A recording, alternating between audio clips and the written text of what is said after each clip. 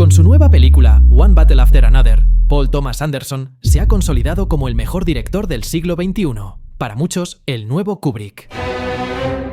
Hoy vamos a recorrer toda su filmografía, de la que no sobra ni una sola película. Es mi director favorito junto a Kubrick y Scorsese, y os aseguro que más de la mitad de sus filmes son obras maestras. Aunque aún se está forjando como leyenda, cuando termine su carrera pasará a la historia como uno de los mejores directores de todos los tiempos. Sin exagerar, top 5 histórico. Su nueva película, como siempre, ha sido divisiva. Pero os adelanto algo, casi nadie la entendió. Y cuando lo haces, descubres que es una de las mejores películas de este siglo, aunque a muchos les moleste admitirlo. Preparaos porque vamos a repasar de peor a mejor, una de las mejores filmografías de todo el cine.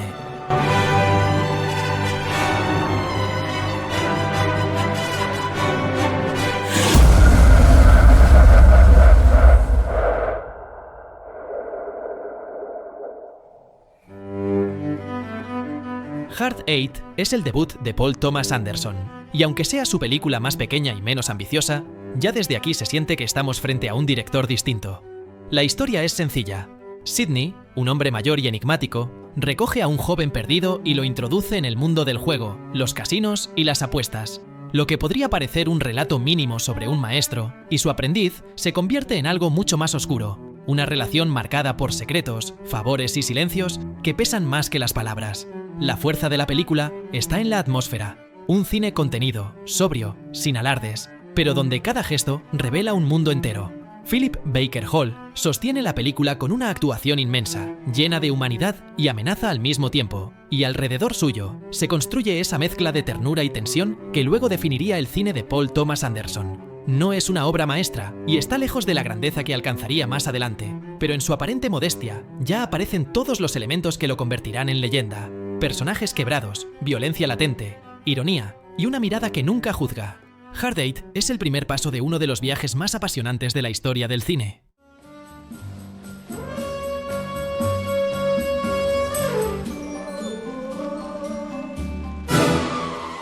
Inherent Vice es la película más divisiva de toda la filmografía de Paul Thomas Anderson. Adaptando la novela de Thomas Pynchon, nos encontramos con un experimento extraño. Un noir psicodélico ambientado en la California de los 70, donde el protagonista, Doc Sportello, un detective privado hippie y desorientado, se pierde entre drogas, paranoias y una maraña de tramas imposibles de seguir. Paul Thomas Anderson construye un universo donde la confusión no es un error, sino la esencia misma de la experiencia. El espectador comparte el desconcierto de Joaquin Phoenix, que ofrece aquí una interpretación diferente a todo lo que había hecho antes, errática, cómica y profundamente humana. La película está llena de diálogos crípticos, personajes extravagantes y situaciones que parecen no llevar a ninguna parte, pero que terminan componiendo un fresco de una época marcada por el desencanto. Muchos la tacharon de fallida, demasiado caótica o incluso aburrida, pero otros ven en ella una joya incomprendida, donde Anderson se atreve a explorar los límites de la narrativa, alejándose de las estructuras clásicas y creando un noir que es al mismo tiempo una parodia y una carta de amor al género. No es una obra para todos los públicos, y probablemente funcione más en un segundo visionado, cuando uno acepta que no hay que entenderlo todo. Inherent Vice es cine lisérgico, confuso, pero con momentos de auténtica brillantez visual y actoral. Una obra menor de Anderson, sí, pero aún así una película con más riesgo y personalidad que la filmografía completa de muchos otros directores. Licorice Pizza es la película más luminosa y nostálgica de Paul Thomas Anderson, aunque bajo esa aparente ligereza se esconde un retrato complejo sobre la juventud y el paso a la madurez. Ambientada en el Valle de San Fernando de los años 70, seguimos a Gary, un adolescente con un desparpajo enorme, y a Alana, una joven atrapada entre la adolescencia y la adultez. Su relación es extraña, llena de contradicciones, de momentos dulces y otros incómodos, pero siempre real. Lo que hace especial a esta película no es la trama en sí, sino la forma en que captura una época. Cada escena parece un recuerdo fugaz, como si Anderson estuviera filmando su propia memoria. Los negocios absurdos de Gary, las fiestas, los encuentros con personajes extravagantes, incluyendo cameos memorables como el de Bradley Cooper. Todo envuelto en una atmósfera de descubrimiento constante. Es cine de sensaciones, más que de argumentos, como todas las películas de su cine. Es cierto que es una obra menor dentro de su filmografía, pero Licorice Pizza tiene un encanto único. Transmite la emoción de un primer amor, con su torpeza, su energía y su belleza. Anderson demuestra que puede pasar del drama más oscuro a la comedia romántica, más desinhibida sin perder su sello autoral. Quizás no sea una obra maestra absoluta, pero sí un testimonio de la versatilidad de Paul Thomas Anderson y de su capacidad para filmar la vida con honestidad.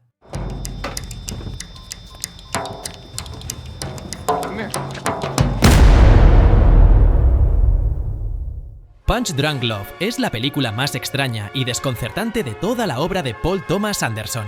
Apenas dura hora y media, mucho más breve que el resto de su filmografía, y parece construida sobre una paradoja. Es una comedia romántica, pero filmada con la misma intensidad y oscuridad con la que otros ruedan un drama existencial.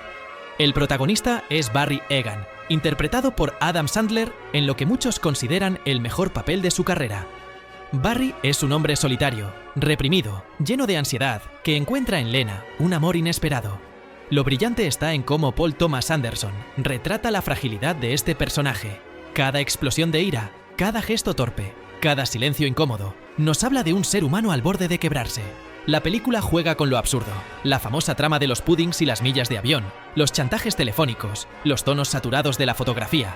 Todo parece sacado de un mundo deformado, donde la comedia se mezcla con la incomodidad, y sin embargo, en medio de esa rareza, hay un amor sincero, extraño pero real, que sostiene la historia. Sigue siendo una película menor para los estándares de su cine, pero Punch Drunk Love tiene algo especial. Es una película única, irrepetible, donde Anderson demuestra que puede transformar hasta la historia más simple en un viaje emocional complejo. Quizás no sea su obra maestra, pero sí una pieza fascinante dentro de su carrera. Ahora llegamos al punto de no retorno. A partir de aquí, todas son obras maestras absolutas, entre el 9,5 y el 10. Así que preparaos. And when the shotgun accidentally went off,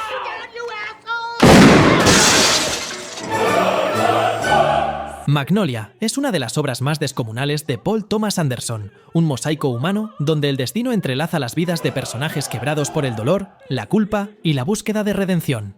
Desde el presentador moribundo de un concurso televisivo hasta el gurú de la autoayuda más tóxico, cada historia es un reflejo de seres humanos al límite, tratando de encontrar un sentido en medio del caos.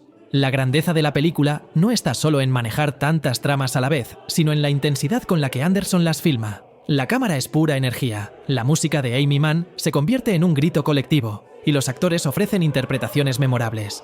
Tom Cruise, en el mejor papel de su carrera, se desgarra frente a la cámara con una vulnerabilidad brutal. Y, como siempre en Paul Thomas Anderson, la ironía lo atraviesa todo.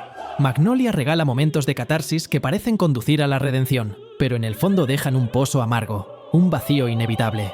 La escena coral donde todos los personajes cantan a cámara es el ejemplo perfecto. Un instante imposible, surreal, que sin embargo emociona porque encierra una verdad profunda. Y luego llega el final, no haré spoilers tranquilos, pero es inesperado, bíblico.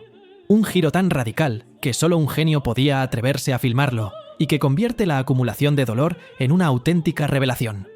Magnolia es más que una película, es una experiencia, un huracán emocional que demuestra la ambición y el talento de un director capaz de filmar la condición humana en toda su complejidad. El hilo invisible es Paul Thomas Anderson en modo cirujano. Perfección extrema, belleza hipnótica y una ironía sentimental que corta como tijera. Londres, años 50. Reynolds Woodcock vive en un templo de rituales. Silencio en el desayuno, puntadas perfectas, musas que entran y salen como si fuesen maniquíes. Hasta que aparece Alma, una camarera que irrumpe en ese orden religioso y convierte la casa, y el cuerpo de Reynolds, en un campo de batalla íntimo. La sinopsis parece un romance elegante, pero en realidad es una perturbadora guerra de poder filmada como un cuadro hermoso. Anderson encuadra como quien mide una pintura. Líneas limpias, luz natural, textura de celuloide que hace respirar las telas.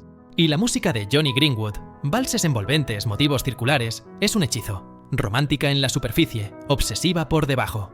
Lo deslumbrante es cómo el arte del control se enfrenta al arte de la entrega. Alma no es una víctima ni una muñeca.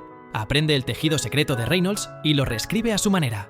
Aquí el amor es un pacto siniestro, tierno y monstruoso a la vez, una coreografía en la que dominar y cuidarse terminan siendo sinónimos inquietantes. Anderson muestra drama psicológico de época, con el trasfondo real de horror doméstico sin subrayados. La dirección y la fotografía alcanzan nivel histórico. Cada plano es una puntada con sentido. Cada corte, un dobladillo invisible. Su perfección es comparable a Barry Lyndon. Y el final, irónico, ambiguo, perversamente romántico, no juzga. Y eso es lo que hace a los finales de Paul Thomas Anderson perfectos.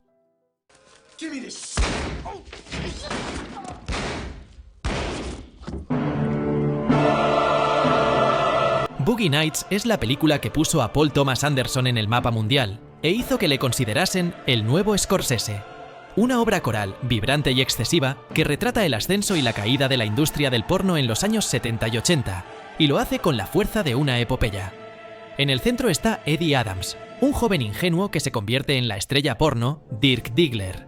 Pero a su alrededor orbita una galería de personajes rotos y entrañables. El director paternalista, la actriz veterana que busca cariño, los compañeros perdidos en drogas y soledad. Anderson rueda todo esto con una energía descomunal. Planos secuencia vertiginosos, una cámara que no se detiene nunca, una banda sonora que parece latir junto a los personajes. La primera mitad es pura euforia.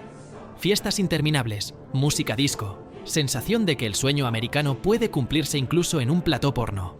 Pero a partir de cierto punto todo se tuerce. Llega la cocaína, el sida, la violencia. La película cambia de tono sin pedir permiso, y lo que parecía un cuento de éxito se convierte en un retrato doloroso y extremo de la decadencia. El final, claramente inspirado en Toro Salvaje, es ambiguo, irónico, que fascina y desconcierta a partes iguales. Boogie Nights es excesiva, divertida, trágica y brillante. Una obra maestra temprana que anunció que había nacido un director capaz de convertir incluso el mundo del porno en un espejo de la condición humana. Ahora vamos con la nueva, con la gran sorpresa, que ya se ha consolidado como una de las mejores del siglo. One Battle After Another es la película más polémica y malinterpretada de toda la filmografía de Paul Thomas Anderson. Un torbellino político y emocional que confirma lo que ya sospechábamos, es el mejor director vivo.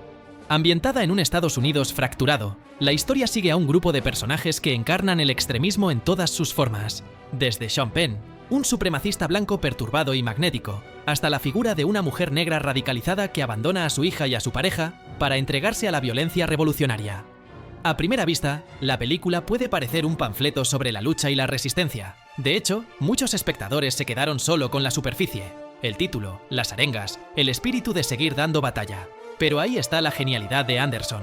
En realidad, la película es un espejo irónico, un círculo sin salida que critica tanto la supremacía blanca como el fanatismo revolucionario. Nadie sale ileso, no hay héroes, solo seres humanos atrapados en un ciclo de odio. Lo fascinante es cómo Anderson utiliza todos los recursos del cine para generar esta ambigüedad. La música en contraste con las imágenes, donde vemos música emotiva y bonita en escenas horrorosas, la construcción circular de la historia, la manera en que filma la violencia de forma seca y contenida, sin glorificarla ni embellecerla. Todo está diseñado para incomodar, para obligarte a pensar más allá de la superficie. Muchos quisieron leer la película como una oda a la revolución, pero pensar que Paul Thomas Anderson, un director que jamás ha hecho panfletos, filmaría propaganda pro-terrorista es no haber entendido nada. One Battle After Another es lo contrario, una advertencia sobre lo absurdo de vivir encadenados a bandos que solo se destruyen entre sí. Visualmente, es una de sus obras más extremas. Violencia seca, montaje preciso, fotografía sombría y una dirección que combina lo coral con lo íntimo. Sean Penn entrega un villano que podría situarse en el podio histórico junto a Anton Chigurh o Hans Landa, un perturbado cuya locura e ideas radicales van mostrando el monstruo que hay dentro de él. En definitiva, One Battle After Another no es solo una película polémica, es cine mayor, de ese que solo un genio como Anderson puede rodar. Una obra que combina poder visual, interpretación histórica, ambigüedad moral y un subtexto tan complejo que seguirá generando debate durante décadas. Es por todo ello que no solo merece estar en el podio de su filmografía, sino también entre las grandes obras maestras del siglo.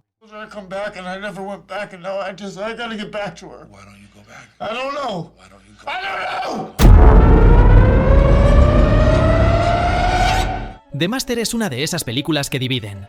Muchos salen fríos, sin saber qué han visto. Y otros entienden que acaban de presenciar una de las mejores películas de la historia. Es Paul Thomas Anderson en su versión más hipnótica y enigmática. Una película que parece hablar de una secta, pero en realidad desnuda lo más profundo del ser humano. La necesidad de pertenecer, de tener un guía, de entregarse incluso cuando sabemos que nos destruye. En el centro hay un duelo interpretativo histórico, sin precedentes. Joaquín Phoenix es pura fisicidad, un animal herido, impredecible, imposible de domesticar. Frente a él, Philip Seymour Hoffman es el carisma hecho palabra. Un gurú que seduce, manipula y se esconde tras una calma engañosa. Verlos juntos es como presenciar dos planetas colisionando. Una tensión que Anderson filma en 70 milímetros con la majestuosidad de un fresco eterno, donde cada plano está estudiado. La música de Jonny Greenwood es puro desgarro. Disonancias, percusiones inquietantes, sonidos que parecen venir de un lugar que nunca se calma. Es imposible encontrar paz en esta película, porque no está hecha para eso. Está hecha para incomodar, para enfrentarte con preguntas que no tienen respuesta. The Master es difícil porque no da moralejas fáciles, no guía al espectador, no te recompensa con catarsis. Pero precisamente por eso es tan grande. Es cine que se siente vivo, misterioso, que no se agota nunca. Puede dejarte frío al salir de la sala, pero con los años entiendes que estabas delante de una de las obras maestras más radicales del siglo y de la historia. I'm finished.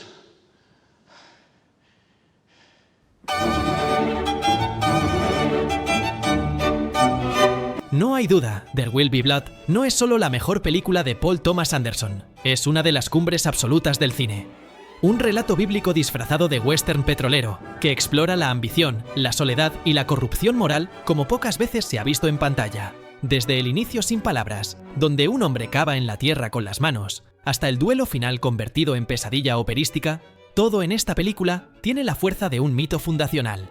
Daniel Plainview es uno de los personajes más complejos que se han escrito. Daniel Day-Lewis entrega para mí la mejor actuación de la historia, que va más allá de lo actoral para convertirse en pura posesión. Su mirada, su voz, su cuerpo entero son petróleo, ambición y resentimiento. Es el reverso oscuro del sueño americano. Un hombre que lo quiere todo y que en ese camino se queda sin nada. La dirección de Anderson es de una precisión histórica. Los planos abiertos convierten el desierto en un escenario bíblico. Los encuadres claustrofóbicos muestran la podredumbre interna de los personajes. Y la música de Jonny Greenwood, disonante, inquietante, casi extraterrestre, eleva cada secuencia a un nivel trascendental. No acompaña la acción, la reinventa. Lo que hace a There Will Be Blood una obra maestra indiscutible es su final. Anderson no entrega moralejas ni redenciones. Entrega un clímax irónico, brutal y ambiguo, que sintetiza todo lo que hemos visto. Es un cierre seco, incómodo, imposible de olvidar, que convierte la película en un círculo perfecto de obsesión y vacío. There Will Be Blood es cine en su estado más puro, monumental, implacable, eterno. No solo la cima de Anderson, sino una de esas películas que definen un siglo entero. Cuando se hable del mejor cine de la historia, este título siempre estará ahí. Eso es Paul Thomas Anderson. Finales irónicos, música que contradice, personajes más grandes que las tramas. Un director que ya no solo es el mejor vivo, sino uno de los más grandes de la historia. Decidme en comentarios, ¿cuál es vuestra favorita? ¿Qué opináis de su última película? Y si os animáis, hacedme vuestro ranking. Nos vemos en el próximo vídeo.